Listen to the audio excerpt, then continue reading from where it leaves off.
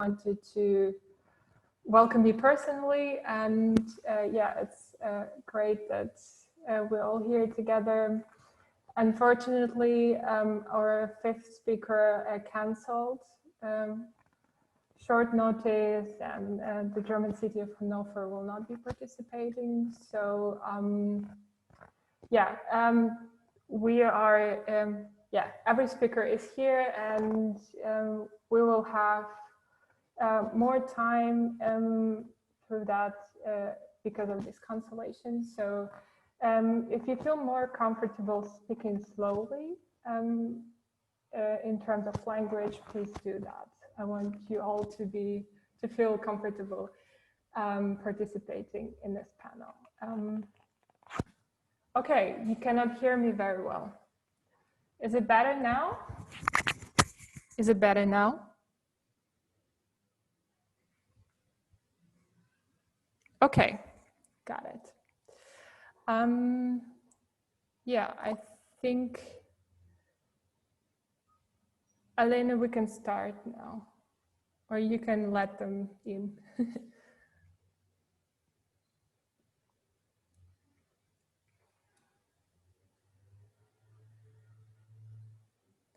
Okay, welcome everyone, and good evening probably. Welcome to our round talk, Solidarity Cities of Europe. How can we work together for progressive migration policy? My name is Alina Yapina. I'm the panel's moderator today, and I'm an activist from the German movement Seebrücke, one of the founders of the new European platform From the Sea to the City that is hosting today's discussion. From the Sea to the City was created to facilitate the cooperation between cities and the civil society, and to promote an alternative vision to the deadly EU migration policies. So we are here today because more and more cities are taking the stage across Europe to confront the isolationist policy of the European Union and the fear-mongering narratives of the right and far right parties across Europe. Those cities may have different names, be it Solidarity City, safe harbors in Germany, or cities of refuge, but they all have expressed in one way or another a readiness to directly receive refugees and are willing to take on a bigger role in the EU migration system to prevent the mass dying at the EU borders. Amongst them are not only prominent cities like Palermo, Naples, and Barcelona, but also 100 of cities in Germany and the Netherlands, as well as a dozen of French and Polish municipalities, to name a few. And reshaping migration from below also enjoys a very strong support from the civil society in Europe. From movements like Welcome to Europe, Seebrücke, Europe Must Act, that is here with us today, but also from sea rescue initiatives like Mediterranean, Sea-Watch, and Alarm Phone. And now that we finally come together, the question we're going to discuss tonight is how can we actually translate our aspirations into policy making, right, in order to develop a city-focused approach to migration. What can municipalities do? What steps can they take to influence the EU decision-making process from a local city perspective? So on that note, I'd like to introduce our speakers in the order of their speaking. We have here tonight with us Massimiliano Odorizzi from Europe Must Act, Leoluca Orlando, the mayor of Palermo, welcome. Mark Serra, the director for Migration Affairs, and Julia Trias Jurado, I believe, from the City Council of Barcelona, and Leah Nonbaron from the French network Anvita. So we will start by giving each speaker a short an opportunity for a short intervention, followed by a discussion and a round of questions in the end. So those following us in Zoom, please send your questions using the questions button below, or probably in the right corner of your Zoom screen. Last but not least, a reminder that this panel session is being live streamed and recorded for later use. Without further ado, I like to ask our first speaker to open the discussion. Massimiliana, Europe Must Act is an activist organization that advocates for a direct reception of the refugees stranded on the Greek border, on the Greek islands. So how many cities do you work with? How many did you enlist for your cause? And what have been the main obstacles maybe? And how do you think we can overcome them? The floor is yours. Good afternoon, everyone. My name is Massimiliana. I am Italian. I am a social worker and an educator, and I've been working in Greece since the last 2.5 years as a project coordinator for a non-formal education center for young people here on the island of Samos. But today I'm here to talk on behalf of Europe Must Act.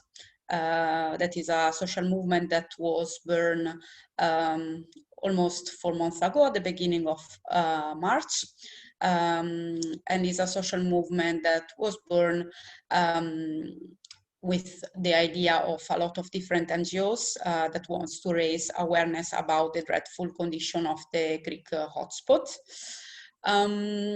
I will introduce a little bit what Europe Must Act does, and then I will go back to your question, Alina.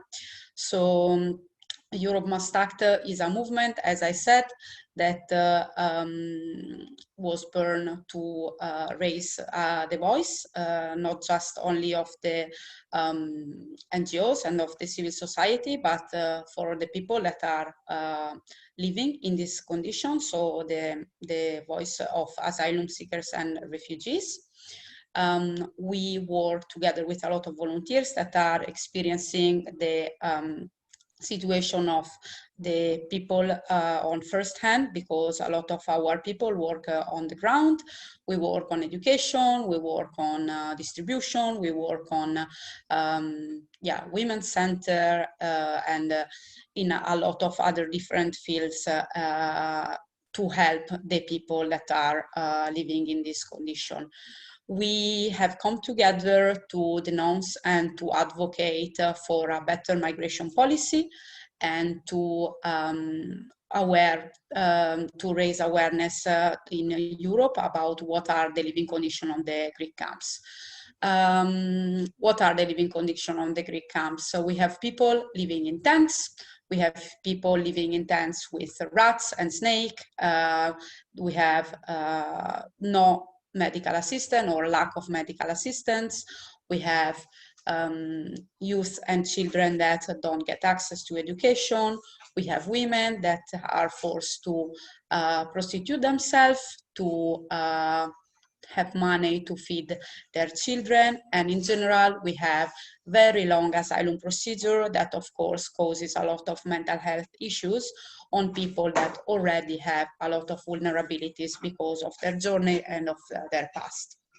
So, but I don't want to talk only about this. I want to talk also about the fact that through our actions, through our action days, through our open letter to the European Commission and Council, we have also made another type of Europe made of civil society, but also with Mayo and local institutions that have shown an interest and are willing to create a difference, to change the unhuman policy, European policy that we have right now. So our aim is not only about the decongestion of the Greek island, but it's also to be able to fundamentally change the European policies, such as the Euro-Turkey deal or the Dublin regulation. And we know that to do this, we have to work together.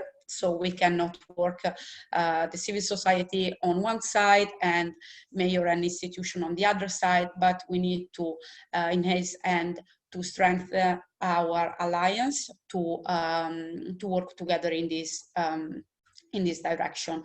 We know that the three countries, or the countries that are main touched by the EU policies, are Greece, Italy, and Spain. I think we in this panel, and we all know the situation that are faced by these three countries to face the immigration problem. Europe Must Act wants to underline the fact that we cannot accept the fact that the European politicians pretend not to know the situation of the immigration in Greece, but also in Italy and in Spain, and even worse, that they are not doing enough to change this situation. To come back to your question, Alina, in this moment, we are in contact with 45 cities throughout all Europe. We work with citizens, with activists in the cities that are in contact with their local institutions to kind of look in the same directions, and we ask our mayor, our institution, to pledge to welcome refugees in their cities. This for us is very important because it gives, we want to give a message to the higher European institution that there are cities, there are countries, there are mayors, there are civil societies in Europe that are ready to welcome refugees. Working with cities for us is very important because municipal levels know much better how it is to welcome people and how it works to integrate people in their own cities. We have a lot of examples about cities that have been becoming stronger also with the help of the integration of new people. So creating this strong alliance among civil society movements such as Europe Must Act or Seebrücke, and also the mayor and the institution can lead us to be really an alternative, a chance for a better and humane policy regarding immigration. We need to stop looking at these people as a burden, as people only to help, but we need to start looking at these people to what they are. So they are fellow citizens that can help us in building a better Europe. And so I want to finish saying that as a representative of Europe Must Act, but also as an Italian citizen and an European citizens, I am ready and we are ready to support every mayor and every institution that wants to commit in help and raise awareness on a need of a better European policy. Thank you. Thank you, Massimiliana. Such a strong message. Now I'd like to give the floor to you, Mr. Orlando. You've been one of the most vocal critics of the human rights violations at the EU borders, and you advocate for a paradigm shift in the EU migration politics. What should we do to be recognized, what can we do to be recognized by the EU as a key partner in developing human rights-based migration policy? And maybe where do you see the role of Palermo in making such an alliance between cities and the civil society successful, as Massimiliana just mentioned? So good afternoon. Thanks for this invitation. Thanks for your kind attention to our experience. I just wish to start repeating and saying that in Palermo, cultural change started respecting the law. But after some time, we discovered that it is not enough to respect the law. And we discovered how important it is to respect the human rights. And we discovered, I think everybody discovered, that in many cases, the state law are against the human rights. And I think that we have to say thanks to the migrants, because the migrants gave to us the best, or if you prefer, the worst example of violation of human rights in name of state law. Because we are living a terrible condition in which the human rights are violated by the law. And I think that is very important, the role of the cities, because the mayors are sure free. We are sure more free than the prime minister. We have no army. We have we do not beat coin and currency. Do you understand what does it mean? Our freedom. And we have to just to use our freedom just to improve the respect of the human rights. But we are living today, we are living in the time where the global has become our normal daily life. We have the virus, global. The virus, the COVID-19, the virus was so global as nothing in the past in the history of humanity. Of course, we're more global than an earthquake, more global than the Second World War. The states involved by virus are much more than the states involved in the Second World War. And we have a global virus and we have something else global, this digitalization. We need just to take care that global virus, a global digitalization, they have changed the dimension of the time of the space. And we help us to have a new open idea of international mobility. Now I think that, this is my opinion, the international mobility connected to the right to health, connected to right to health, is improving the respect of the other human rights, not only right to health. Starting from right to health, we are discovering that even the migrants are human beings. We are discovering that even the migrants are human beings. It's not a problem for Palermo, because as you probably know, we have no migrant in Palermo.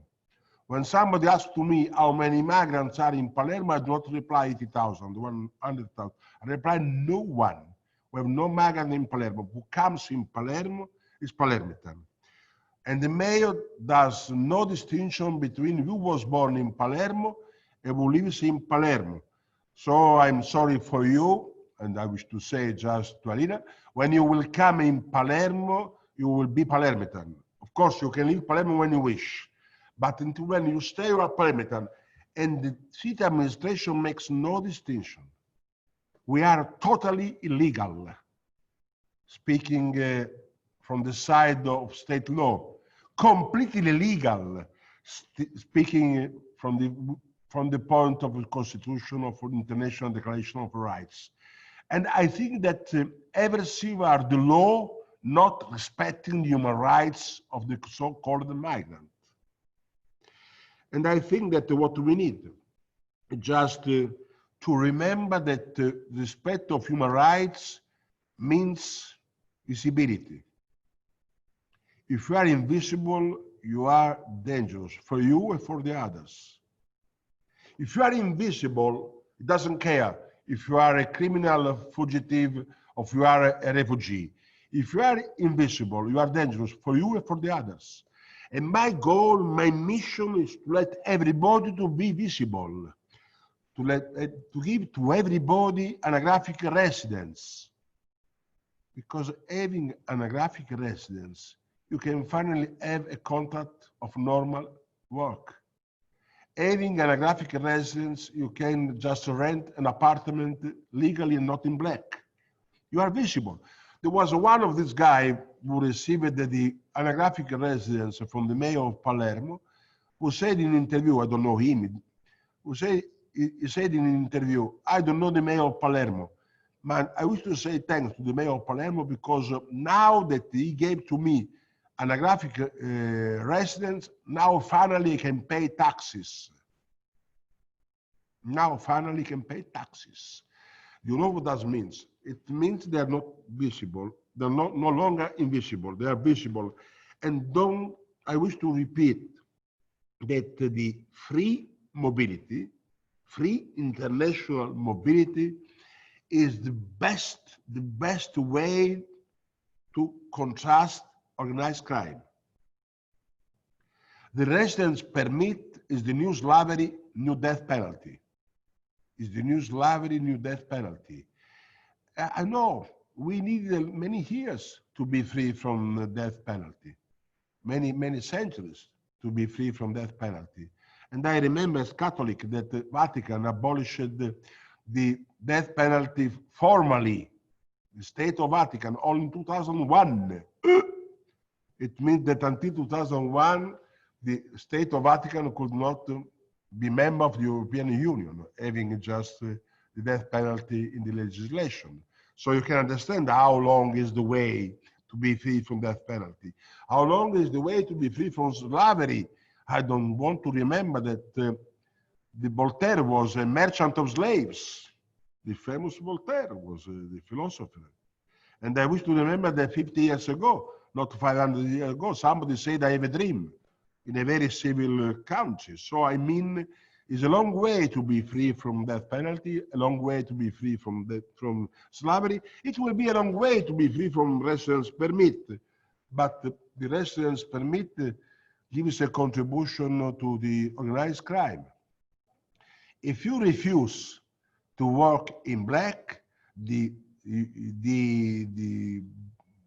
person offering you to work in black will call the police and will say it's illegal. No human being can be illegal. And we are just become a safe city. You don't know probably, but Palermo was considered before the virus the criminally safest city in Italy. The safest city in Italy. Just respect human being. I'm not a philosopher. I'm a politician. I am a politician. I am doctor honoris causa in German philosophy. Is another story.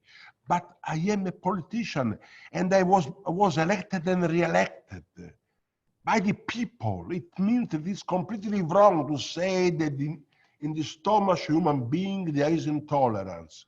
Intolerance is in the mind of some corrupted politician, on the portfolio of some criminal. It's not sure in the stomach of the human being. Of course, but the mayors, and I speak about the mayors, they have an educational role. Of course. If the mayor says, oh, be careful, it comes from another country, can be dangerous, of course that the climate in the city does change. And the first responsibility for the mayor is to create a climate respecting the human rights, and therefore we approved the Charter of Palermo, just saying that our proposal is to abolish the residence permit. We have a Consulta della Cultura, 21 persons elected democratically by people having a not Italian passport, Consulta della Cultura. They are so-called migrant, 21 members, so-called migrant, 21 members. 9 are women. 9 are women. We have not disproportion in the European Parliament. 9 women among 21. We're not disproportion in the Italian Parliament. Probably not disproportionately in any parliament of the countries where come we speakers tonight. So I think that it is a message. And we have no deputy mayor for culture. We have deputy mayor for cultures. Is a Palermitan born in Nazareth, coming from Palestine, of course, Muslim, is the deputy mayor for cultures. And it is normal for us, it's daily life. And nobody say, be careful, he comes from another country. We say, be careful, he's a criminal. As you know, probably, some criminal comes from Palermo, but some criminal, not so many, but some criminal come from Palermo. So I think it's not a problem of identity. So I only ask to Europe to respect human rights, to respect human rights. We have nothing to do with the European Union not respecting the human rights. Let me be back nationalist if the European Union does not respect human rights. Exactly the alternative to the populist. They want the European Union does not protect human rights. And I wish that the European Union wishes to be, tries to respect human rights. So to give a message, Palermo is not European. I'm sorry for the other cities. We are not European. We are Mediterranean. We are not European. We are a Mediterranean. We are a Middle East city in Europe. And we are geographically in Europe, and we are proud to be European. But please don't call us European. We are proud to be in Europe, but we are not European. We are Mediterranean. It means Africa, Asia, and Europe. Welcome in Palermo, you will feel at home, even if you are not migrant, even if you are tourist. Probably for this reason, we have become one of the most attractive touristic cities in Europe. Probably somebody can understand that to welcome everybody as human beings is not only moral, not only legal, it's even convenient. Convenient. Thanks a lot. Thank you, Mr. Orlando, for the invitation and the clear take on the role of mayors. Now over to you, Mark and Julia. Barcelona has been one of the prominent advocates of the municipal project, and Barcelona co-launched several European and international city networks and mayors initiatives. Here, probably important to say that Ada Colau launched a manifesto last year signed by several mayors, including Mr. Orlando as well, in which she condemned the EU border regime. So could you please tell us about the experience of Barcelona in building such city networks? What do you see as the past successes, and maybe what was missing? What can we learn from this experience, and what lessons can we draw for our future strategy if we want to influence the EU decision makers on migration?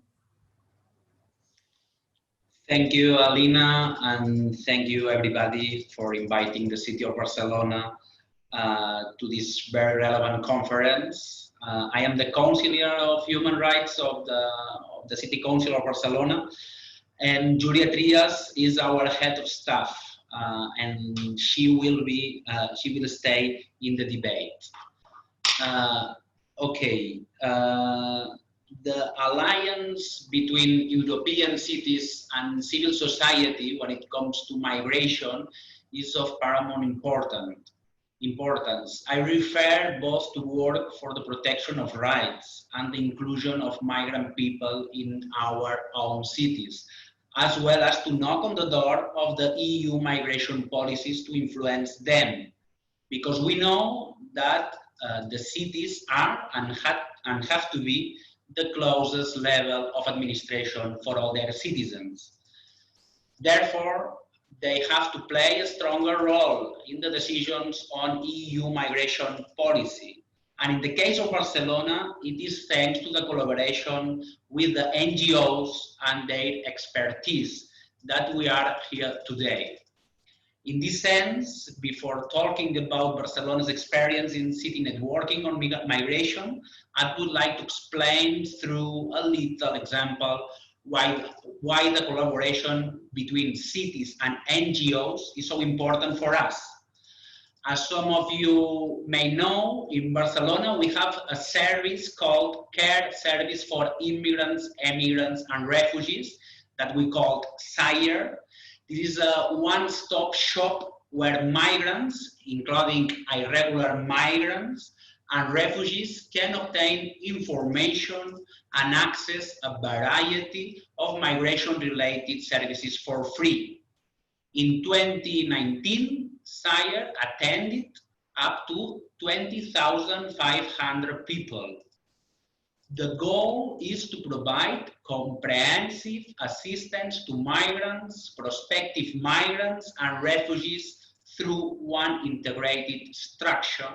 In particular, SIRE's services to immigrants include, among others, welcoming services and general information about the city of Barcelona, immigration legal advice, labor advice and guidance for labor insertion, training, and provision of information on accessing housing, education services and courses, and accessing social care services. The relevant issue here is that SIRE is managed by the local administration through a system of public-community partnership. There are 7 different NGOs contracted by the City Council to provide the information and services. For instance, we work with the 2 main trade unions in the state for labor insertion and advice, or with the Barcelona Bar Association for immigration legal advice. Without this partnership with NGOs to provide these services, Barcelona City Council would not be able to address integration properly. This is due to the lack of sufficient resources, but also, and more importantly, because NGOs are the ones who have the specific experience and expertise in different areas. That means they know the needs of the situation better than any other actor. The same goes, for example, with Open Arms, with which we have been collaborating for the last years. For example, in 2019, we funded them with €500,000 for the activities, no, of the NGO. That said, the experience Barcelona draws from being involved in several city networks across Europe, such as Eurocities, UCLG, Solidarity Cities, Med Cities, is twofold. On the one hand, the difference between the rhythms of EU institutions and the rhythms of cities. Cities can grasp beforehand what the needs are in terms of changes in EU policies, the closest level of administration for all their citizens. Thanks to city networks, these city networks, migration policies in the EU are pushed towards more progressive perspectives. But we need to do more and to push stronger, especially now that Germany is taking over the presidency of the EU Council and the EU migration policies are under debate. This is why the NGO role and the partnership EU cities is very important for us. Now is the time to work on policies that place human rights at the center, to roll upstream the EU and national government migration policies, as well as the far-right discourses on migrants and refugees that frame them negatively. We need more solidarity, and this can be achieved through strong and efficient partnership between EU, NGOs, and cities as the main agents of change. One of the main issues surrounding the new approach of EU migration policy that brought the debate is the disappearance of compulsory quotas between member states. If agreements on relocation between solidarity cities can be arranged, we have to push our member states to do the same.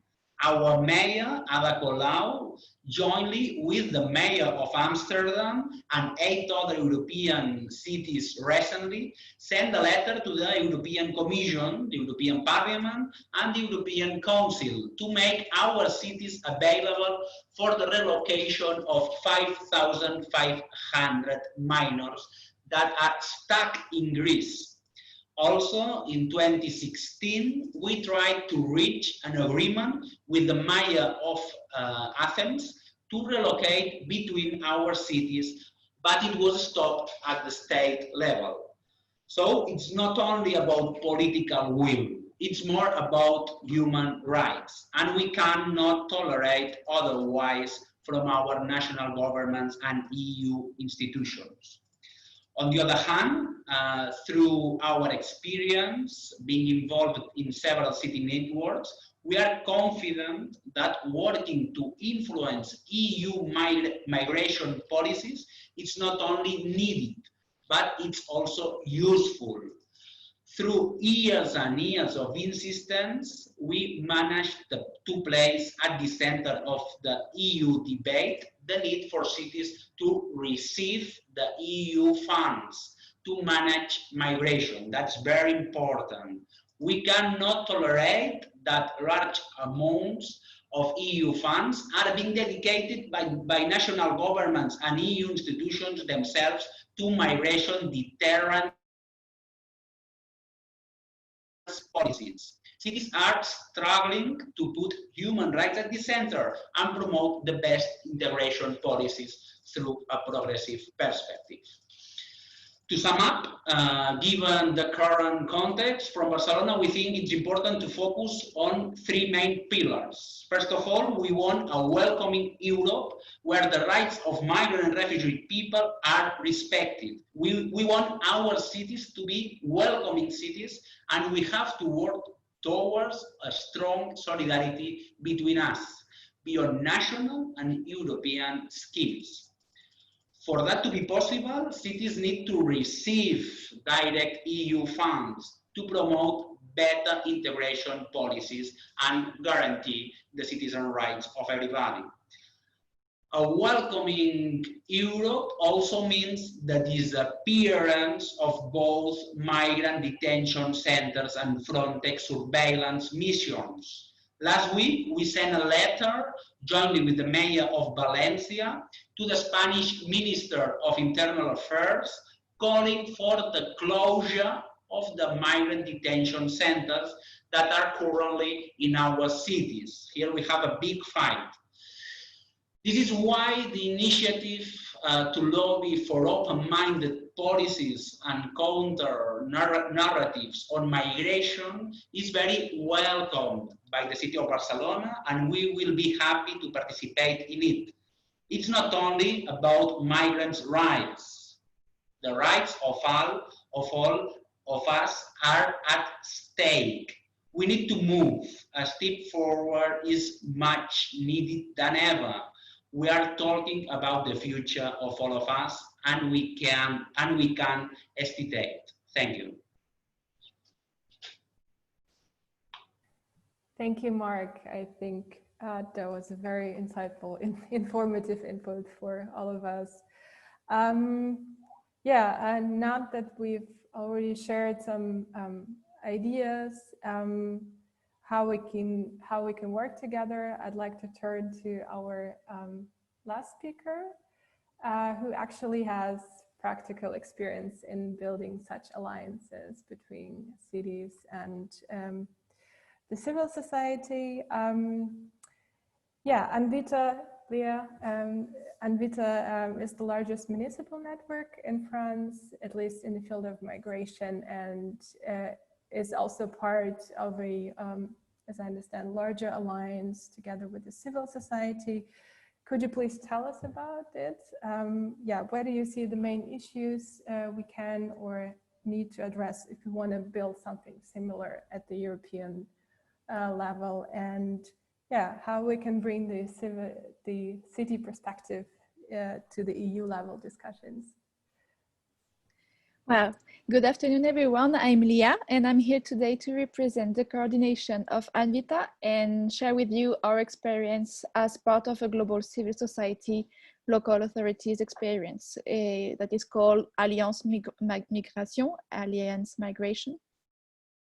Of course, my intervention will be in echo with all the values that was explained earlier, but I will try to explain to you how we tried until now to implement this new governance of migration. So first of all, ANVITA is for National Association of Welcoming Cities and Territories. It is actually the only French networks of local and regional governments, but also elected representatives regarding the field of migration. So to be short, because Sir Luca Orlando explained it, the inhuman situation we are facing in Europe very well, I will just try to sum up in France, as in many other countries, local authorities and civil society are really unsatisfied about how the state deals with the migration policy, acting alone and more than partially, forcing thousands of people to live in shameful and inhuman situations due to a lack of action and a confusing policy. So I'm here today to share with you some information about the creation of ANVITA, where I work, and about the launch of Alliance Migration, where ANVITA is actively involved. So first of all, ANVITA was created in 2018 with the urge of sharing local innovative practices between local and regional governments, and the urge of uniting to carrying weight in elaboration, this is decision-making and implementation of migration policy at national level. So after 2 years, ANVITA counts with 31 cities and towns, such as Paris, Strasbourg, Grenoble, Nantes, for the most well-known, with 3 regions, with 2 departments, and with more than 20 elected representatives, such as Damien Carême, which is also MEP, and then president of ANVITA. So, however, one of our first conclusions of ANVITA was, and it matched with what Massimiliana said earlier, that local and regional governments cannot do it alone, especially facing a negligence or a withdrawal of the state. So there is multiple examples that show that when civil society and local authorities reach a way of communicating and collaborating with each other, we observe decent answers for the most vulnerable ones. So we started conversation with our partners, the OCU. So just a word about OCU. It stands for Organization for Universal Citizenship, a global association advocating for the right to mobility and settlement of people. So the OCU is composed by major associations acting in the field of migration in France, such as Emmaüs International, CCFD Terre Solidaire, etc., but also networks in Africa, in Latin America, Espacios Sin Fronteras, etc. So together, ANVITA and OCU, we decided to think and launch global alliances between civil society and local authority in order to build together another governance of migration worldwide. So through almost a year of meetings, planning it together, we organized a 2-day gathering last October in the National Museum of History of Immigration in Paris with more than 200 people. So it was elected representative and civil society from North America, Latin America, Africa, and Europe, such as Italy, that there were actually an elected representative of the city of Palermo, Spain, Belgium, and France. Thus, we have almost 1 year experience of this Alliance Migration to share with you today, and we hope to enrich from the sea to the city initiatives, as we truly think that we need to work united to become stronger and more audible where decisions are made, such at the European level. So first of all, our recipe for the launch of our network. So it was these 2-day meetings were composed by a plenary session to illustrate the values of this alliance. And then we did 5 workshops of 20 to 50 people. That was 5 topics we agreed on and designed together. So each workshop had speakers to share experiences, practices, and then a large moment of brainstorming, as each workshop had to write 2 to 3 proposals of action, and there were academicians that were there to collect main ideas. So the second day, we present 2 main principles and 8 types of possible action in a plenary session, and we voted. So it was the start of the Alliance migration. And second, how we made it work until then. So we sent broadly a form to collect practices, ideas that can be included in the Alliance migration. And since January, we have started monthly meeting. So firstly, we agreed on concrete action we wanted to lead in this Alliance migration. So other association and city can identify themselves to this action and to actively participate in it. And then maybe at their turn to suggest other actions. So just to be sure, there are 4 groups of action we agreed on. First is support and defend good practices on territories. So we are trying to do creation of a label of universal citizenship territories. Report on human rights violations, such as a collective juridical action against human rights violations. Third, it will be spread the information and tools, trying to do like such an IPCC, like for migration, like intergovernmental panel on migration. And finally, trying to include this alliance in the global political agenda, like participating to events, for example, initiative with From the Sea to the City. So I will finish with 4 points that we needed to consider, issue we needed to address to make it work until now. First of all, it was really essential for us to agree on the common vision, to be really sure that we talk about the same thing and it is compatible to our vision about migration. Second of all, it was that once we have the vision, it was essential to define concrete actions so people and organizations can involve themselves concretely. Third, we have to keep in mind that it's easier to share principle than to share action. So we had to adapt a way to work together, like a governance of the initiative. So because one of our 2 principles of action was to have a participative process of elaboration, decision making, and implementation. So both civil society and local authorities should be represented in each step, and concrete action should emerge from the beginning to start like a dynamic of action.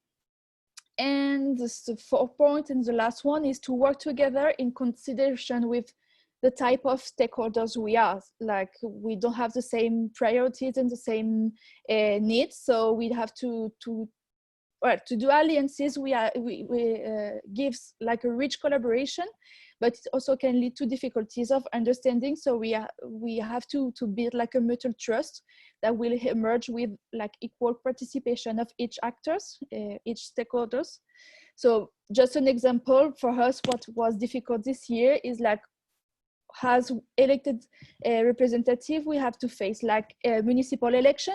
So of course, it had to slow down a little bit the action. The calendar was a little, especially with the sanitary crisis, it was a little shamble. But I think that the key should be that you have to not only have elected representatives, but also all the administration of the city, or if there is like a network of city in the country, for example, in the case of Anvita, it helped because civil society always had the same, well, a structure, a principle, and contact that was stable and helped for the mutual trust we have built. So it was like a strength. So yeah, this is my piece of advice that I wanted to share with you today. Alliance Migration is ready to articulate with From the Sea to the City for action at European level. We can think of common actions such as a common appeal to EU institutions, for example. I think that the visibility is most important so that cities can involve in the campaign, especially regarding the new presidency of Germany at the EU Council that has started. And I think we really need to use smartly that time and that opportunity. Thank you. Thanks, Leah. Yeah, that was also very insightful. And Thank you all for sharing your valuable perspectives with us and experiences. I think some very interesting ideas have been exchanged. Now we will open the discussion, and for all of you watching us on Zoom, please send your questions. Just a reminder, I would like to open the discussion with the following question, and hoping for a short answer from everyone. It was already mentioned by Mark, and yesterday the German government officially took over the EU Council presidency, which is a very powerful, prestigious role in the EU. Considering that, what opportunity do you see there for such an alliance in order to try to shape the debate on migration from the city perspective? Who do you think our main addressees could be? Maybe in terms of funding as well, as you, Mark, said. Considering the new migration policy reform will be negotiated this autumn, what should be our next advocacy steps, in your opinion, and basically how can we make our voices heard at the EU level? Yeah. For anyone willing to start, please go ahead.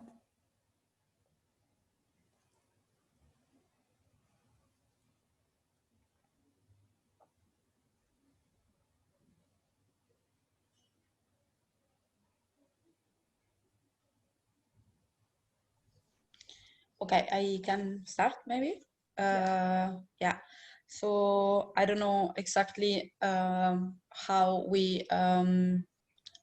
and to whom we should address our proposals, but I do strongly agree about what Lea was saying, like just 5 minutes ago, about that it will be very important to share a vision and to arrive at a point where we don't address very different and very similar things on very different perspective, but we should be as a big wave, kind of, in working together and addressing basically the same, because we are sharing the same values and we are looking into the same direction, but mainly what is lacking in this moment is to have an integrating way of proceeding. So we should be really able to focus on a way. We have to discuss about which will be the way of doing it, but not yeah, like fighting as a common front towards the same aim, because we are here to basically creating this. I don't know if I was clear. Mm-hmm. Thank you. Anyone else, maybe? Yeah, well, hi, my name is Julia. Mark introduced me before. So, yeah, in a practical way, like also following what Massimiliano was saying, that before Mark, during his presentation, he mentioned several times different letters we sign. And we find this way to express ourselves very useful, because you can kind of write the declaration, if you want, where different rescue NGOs can participate, but also cities such as Palermo and Barcelona, and we are confident that also we can some here, I don't know, maybe Amsterdam and Munich also, with which we work sometimes. So maybe, yeah, with now the German presidency of the EU Council, we could try to work on kind of letter declaration, but trying to also focus on very concrete items. From Barcelona, we have been struggling with this fight for many years. And we are talking always about safe and legal pathways. We know it's something also like that you need some cooperation with third countries that sometimes is difficult, but we think we must raise our voice on this issue, even if we know that it's difficult. So to speak, like even if it's difficult, we have to talk about safe and legal pathways, because if there are safe and legal pathways, half of our work and of our concerns of violations of human rights wouldn't be happening. So we think this is like the first main issue we have to raise. And also, as Mark was saying before, we need the cities like to have a stronger role, not only in terms of voice, but also in terms of funding, because as here in Barcelona, we work with lots of NGOs, and we think this is the way to do it, as Mark was saying before, because of the expertise and because you are on the front line. So we think that we have to, to make a step forward in this sense. And finally, we could work also on the European Directive on Return, with which, I mean, at least in Spain, the first thing they are doing here is to use migration detention centers to deal or manage migration, these very ugly words we use sometimes. And the European directive in this sense is saying that this should be like the last mechanism to use by states. So we think also that this should be something that we could put in the agenda through this kind of letter or declaration. We could work together, and we are confident that more cities also will be here with us. Thank you, Julia. Yes, the question of the funding currently unavailable seems to be one of the key issues. If there are no other interventions, I suggest we can proceed with a round of questions. We already received some, and the first one would be from Tihomir Sapchev. He would like to know or hear your opinion about the current talks in different countries on community-based sponsorship as a tool for refugee resettlement from third countries to Europe. What do you think could be the role of cities in this, and could cities open alternative pathways to Europe with such an initiative, or at least advocate for this? The question is addressed to Mr. Orlando and Mark, but I guess everyone can try to answer it if you wish.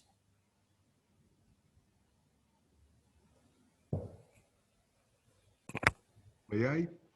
Sure, of course, Okay. go ahead. So, I just wish to say that I have a great confidence in the German presidency of the European Union. I have a great confidence, and I think that we need just to try to transform this semester into a real contribution to the cultural change of the European Union. I believe that something is changing, and we have to say thanks to the virus. Because now finally have an European issue that is expressed by Recovery Fund. Recovery Fund for the first time declared a European problem as European, and tried to find a solution to European solution to European problem, starting from virus, starting from the disaster produced by the virus. And I think to need to go forward, because we need just to have something like Recovery Fund, even for the human rights of everybody, including even the migrant, for everybody. And I think that we can let here to German presidency the voice of the mayors. Many mayors share the vision of the human rights. And to speak about migrant from the side of security is, of course, alternative that to to watch the migrant from the side of the human rights. And I think that our vision is that we think that when we speak about migrants, we speak about human beings and human rights. So I think that we have a lot of network. I am co-founder, co-president of the Global Parliament of Mayors. The main office of this Global Parliament of Mayors is in Den Haag, is in Holland. And we have to celebrate this October the global meeting of the Global Parliament in Palermo. Last year was in Durban. 2 years ago was in Bristol. 3 years ago was in Stavanger. 4 years ago was in Den Haag. This year is to be in Palermo, will be the next year. We have postponed it. But I think that we have just to promote this coalition of mayors to let hear the voice of the cities.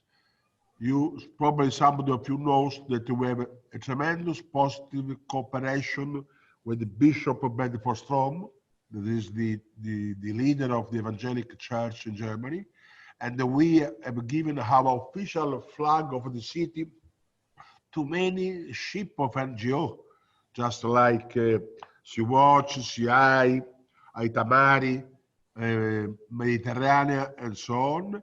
And I think that we need just connect so many German mayors, so many European mayors to let this semester to be positive, to let Europe go forward. And I wish just to say something else, because in the few minutes I have just to leave this meeting, because I am connected with the German presidency of European Union, and I wish just to be connected with this important moment. But I wish to say, please don't forget Africa. I think that the future of the world has a name, Africa.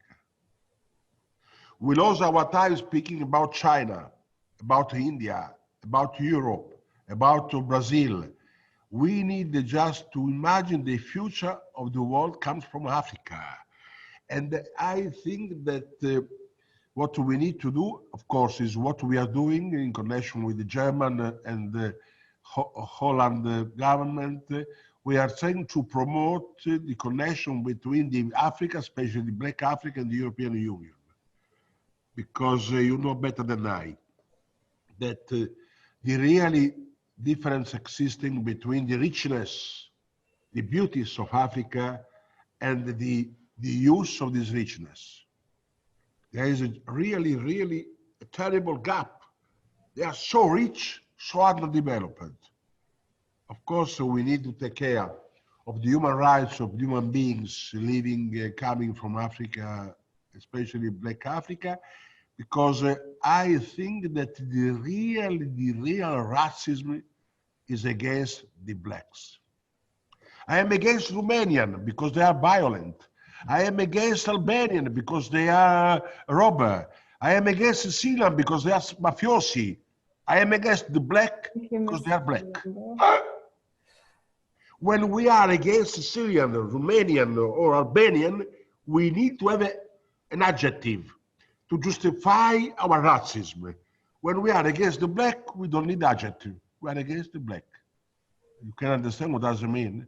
You can understand which can be the role of the European Union on defending the human rights of everybody, including the people having white, the color. Not only including having black, having white, everybody.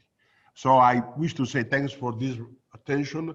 I will try to follow your speech as possible, but ich muss unbedingt haben sechs in connection sein. Danke. Thank you, Mr. Orlando, for a strong statement. Julia, maybe you would like to answer the question about the community-based sponsorship as a tool for refugee resettlement. Yeah, sure. So thank you for the question. In fact, we are working here in Barcelona with this model, but not for resettlement, but like So we are working within this model locally in the sense that we are, for instance, minors who are arriving here in Spain. We are working in a model to try to families to get them and to be with them within the whole time up until, not only up until they make 18, but afterwards. So the idea a little bit following the Canada model, but not with third countries, but with people who are already here. Because of course this community-based sponsorship as a tool for resettlement, we have, as I was saying, an example from Canada, and we know that with, like, sometimes it works and sometimes for other reason it doesn't work, but for us, we want to begin like to work on the first step, if you want, with people who are already here.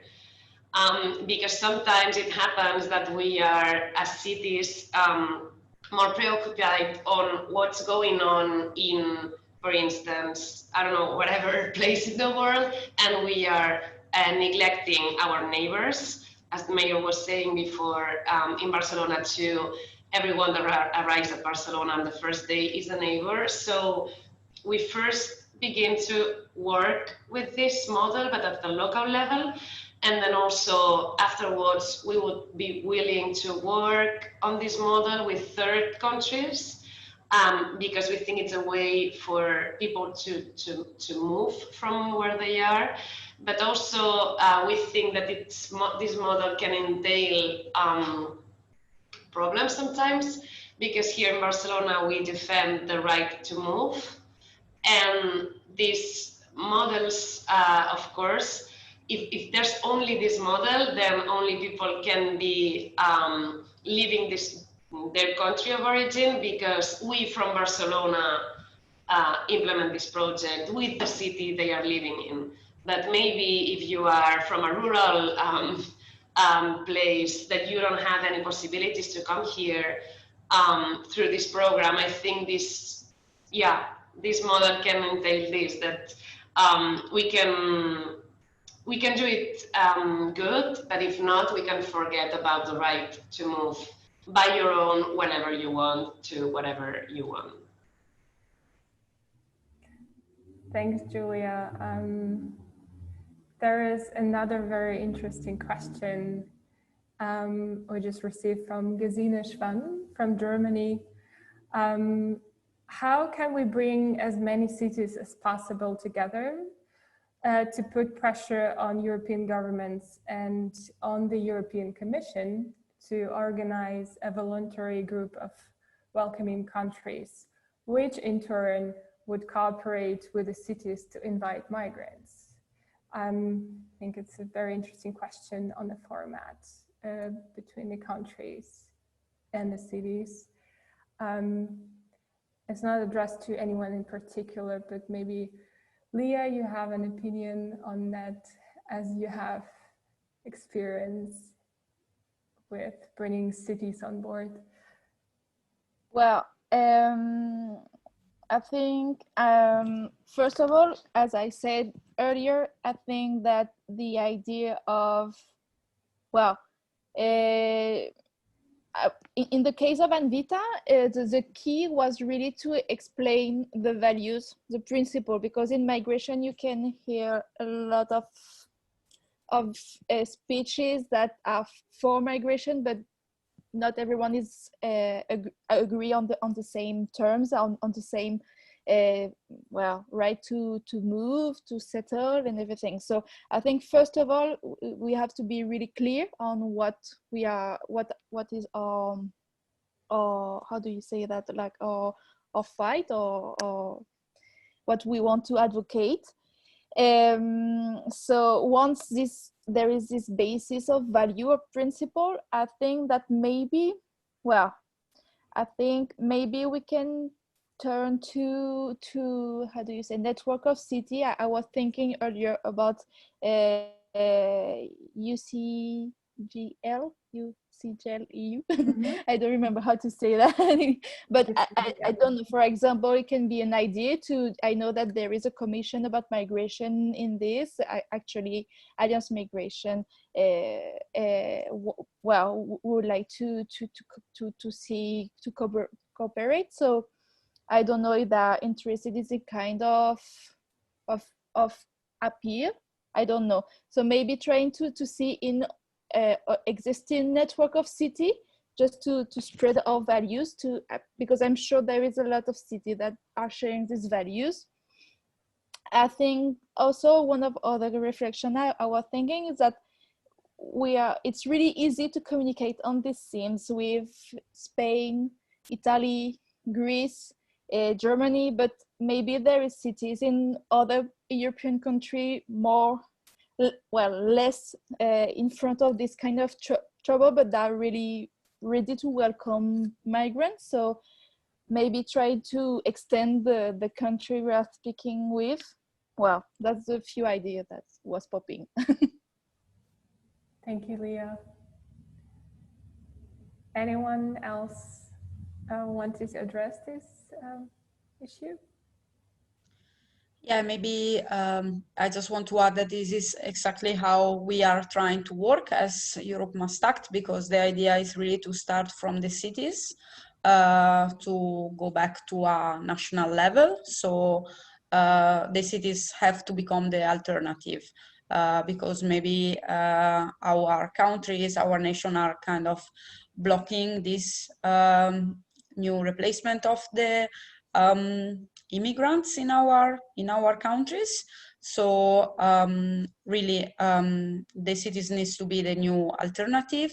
It doesn't matter how small a city is, if like just a commune of some hundreds of people are willing to express their welcoming for these people that are arriving on our coasts.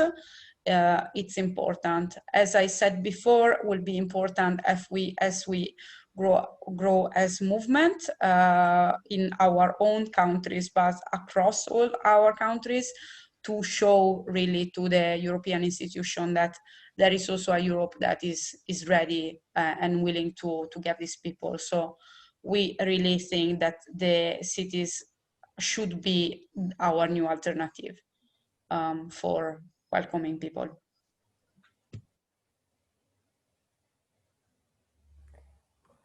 Thank you. And I think we will be wrapping up on this strong last note if there are no other interventions. Thank you all to our speakers for such a productive and long-due discussion, I think. And we have a couple of promising ideas now, for example, a common appeal to the EU institutions or the EU Commission. And I think we managed to establish a possible common working ground for future steps today. And thank you, our audience, for being here with us today. Yeah, on a final note, I'd like to say that it was just the first of the 4 planned panels by the platform From the Sea to the City. So follow us on social media and tune in for other panels. There is more to come. Yeah, and I wish you a good night. Thank you very much, Alina. Thank you. Thank you. Thank you. Thank you very much, Alina. Thanks to all. Hoping to meet you one day in Palermo. Hoping to meet Be you. sure we welcome you. Don't worry. We'll stay in touch. Bye-bye. Enjoy. Bye.